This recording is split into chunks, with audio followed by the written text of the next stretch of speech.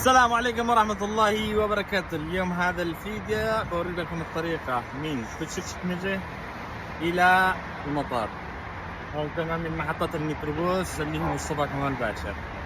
محطة مصطفى كمال باشا ممكن تمشي شيرين بلار أو أي محطات أخرى. خليكم معنا. هذا الكارت، تدخل هنا محطة مصطفى كمال باشا. الآن هذه محطة مصطفى كمال باشا. احنا بنروح بهذا الاتجاه، صالة سكرنا هذا الاتجاه عشان ننطلق إلى منطقة كوتشكمجة. بعدها تركب الميكروباص إلى محطة كوتشكمجة. محطة كوتشكمجة تنزل تخرج من المحطة الرئيسية هذه، بعدين ترجع تتجه يمينا في هذا الاتجاه. تنزل من محطة الميكروباص هذه هنا وتتجه نحو محطة مرمراي. بتشوف هذه اللوحة يقولها حق كوتشكمجة.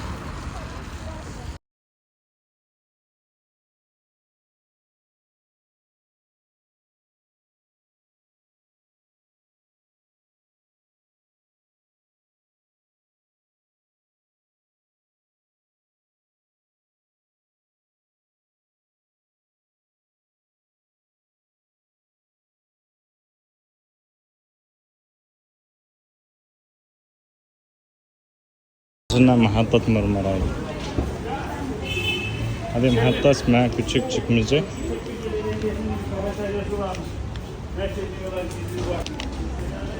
شوف محطة هالكلي، احنا بنركب الآن لمحطة هالكلي.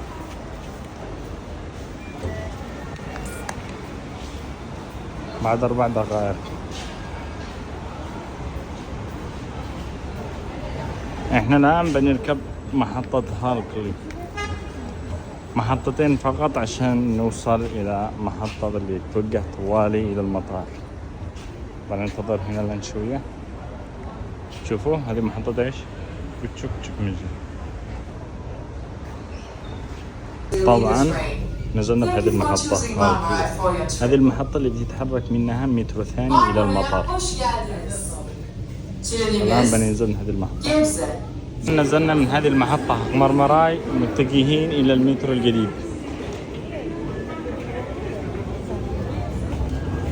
طبعا يا شباب هذه المحطة حق مرمراي اللي وصلنا منها، والآن متجهين إلى المطار عبر المحطة الجديدة التي افتتحت.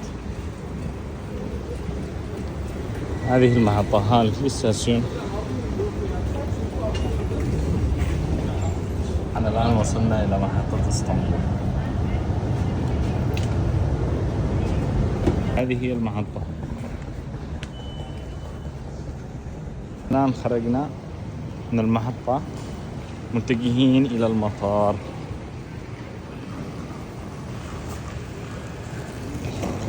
في هذا الاتجاه. أنا الآن وصلنا إلى المطار، حوالي استغرق 35 دقيقة عشان المطار. يعني هذا هو المطار من الخارج. صراحة مطار اسطنبول ضخم جدا جدا جدا. الآن متجهين إلى البوابة الرئيسية للمطار من هنا. خليكم معنا.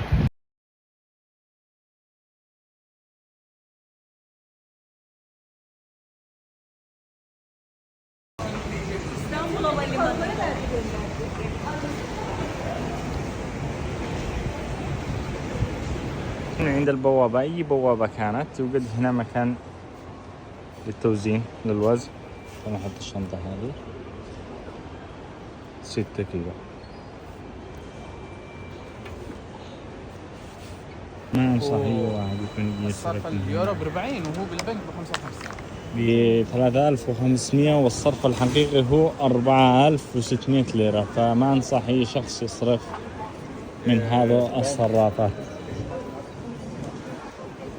السلام عليكم ورحمة الله وبركاته. اليوم بوري لكم النقطة اللي تحصل عنده مشكلة بالإقامة حقه، أو حصل له ترحيل، أو تأخر في تركيا عن المدة المحدودة. لازم قبل ما يقطع عند الخط بيرفضوه هناك. فلازم أن تجي عند البوابة حرف بي. هناك بعد البوابة حرف بي توجه لهذا الاتجاه. هذا الاتجاه هو مكان حق الجوتش درسي، يعني مكان الإقامة أو شيء.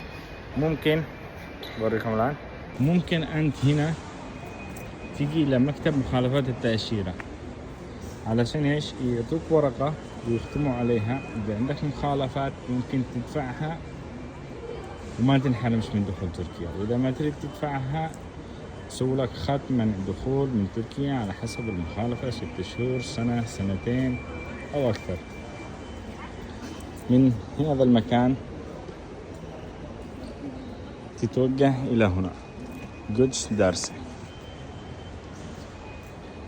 هذا المكان أنت ممكن تجي تعطيهم جواز السفر وهم بيحددوا عليك المخالفة، وإن شاء الله ما تلاقوا أي مخالفة ولا تخسر أي فلوس. تحياتي، في أمان الله. طبعا في كل مكان يوجد واي فاي مجاني. طريقة استخراج الواي فاي المجاني، تحط الجواز هنا، ممكن انك تغير اي لغة تشتيها، تغير اللغة. عندما تحط الجواز هنا بعدين ترجع تخرج لك ورقة يكون فيها نت لمدة تقريبا ساعة إلى نص ساعة. مطار اسطنبول. الآن هذا كان الطابق العالي الذي المغادرة، صالة المغادرات، وفي الأسفل صالة اللي هم قابلين إلى تركيا الاستقبال. هنا الذاهبون هنا القادمون. يا ترى هل أنت من القادمون أم من الذاهبون؟ أنا إن شاء الله من الذاهبون إلى دول ضخمة يعني. سافروا تجد عوضا عمن تفارقه عائدون إلى المنزل. لا حول ولا قوة إلا بالله. سنظل شجرة لمدة شهر بإذن الله تعالى، ومن ثم سنلف العالم لف. طبعا من هنا المغادرة، صالة المغادرة. ما عليكم ولا من أي شركة. إذا أنت طالب أو أي شيء تتوجه إلى المواصلات. شوف أول شيء كارت اللي هنا المواصلات -2، أنت تجي عند -2.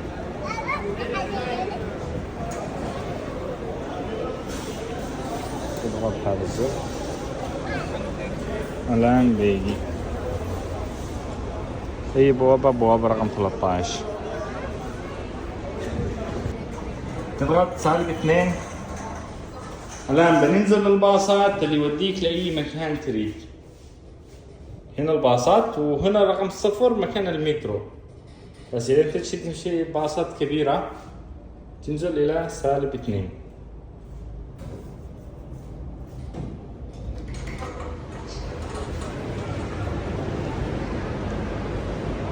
من هنا بتلاقي الباصات. في هنا كمان باصات. هذا الباصات على كل باص تختلف المنطقة اللي أنت تريد تذهبها، وفي هنا كمان باصات على حسب المنطقة وتختلف الجهة حقها. خلاص أنت تنزل هنا -2 وتشوف الباص المناسب. الآن نحن عايدون إلى المترو بالطابق 0، والذهاب بالطابق رقم 2، واللي هم قادمون بالطابق رقم 0.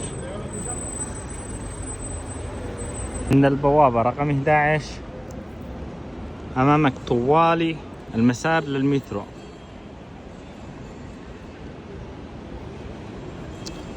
إلى الأمام توصل إلى المترو تلقائيا. الآن هنا وصلنا إلى نقطة مكان المترو، بننزل بالأسانسير بشكل أفضل. هذا هو المترو.